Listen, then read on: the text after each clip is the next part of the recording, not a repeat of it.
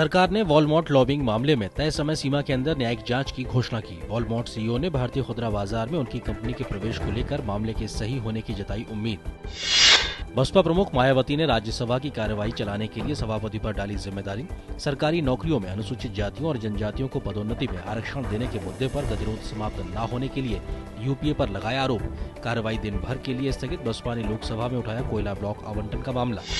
Petroleum मंत्री वीरप्पा मोइली ने चुनाव आयोग की नोटिस पर दिया जवाब। कहा, रियायती एलपीजी सिलेंडरों की संख्या बढ़ाने पर सरकार को अभी फैसला करना बाकी, पर इस मामले पर सक्रियता से हो रहा है विचार।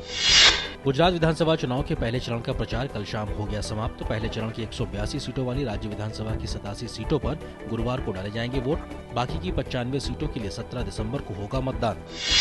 भारत रत्न और ग्रैमी पुरस्कार विजेता सितार वादक पंडित रविशंकर का अमेरिका के सैन डियागो में 92 साल की उम्र में हुआ निधन।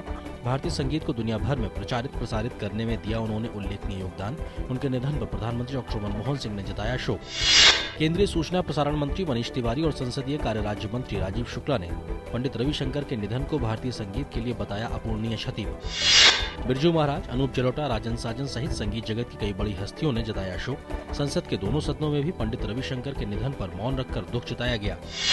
उच्चतम न्यायालय ने 82 साल के पाकिस्तानी माइक्रोबायोलॉजिस्ट मोहम्मद खलील चिश्ती को हत्या के आरोप से किया बरी। न्यायालय ने अधिकारियों को चिश्ती को पासपोर्ट सहित सभी दस्तावेज लौटाने का दिया निर्देश।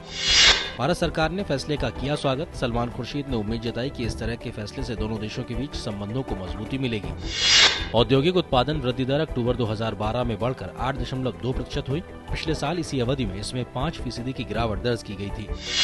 इसी बीच लगातार दूसरे महीने महंगाई दर बढ़कर 9.9% तक पहुंच गई है।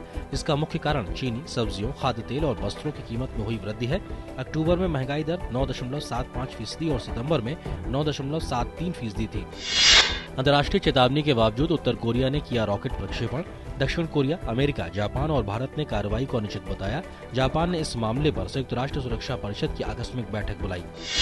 सीरिया में जारी संकट के एक बड़े घटनाक्रम के रूप में अमेरिकी राष्ट्रपति बराक ओबामा ने प्रमुख विपक्षी गठबंधन को दी मान्यता। फैसला असद सरकार के लिए बड़ा धक्का।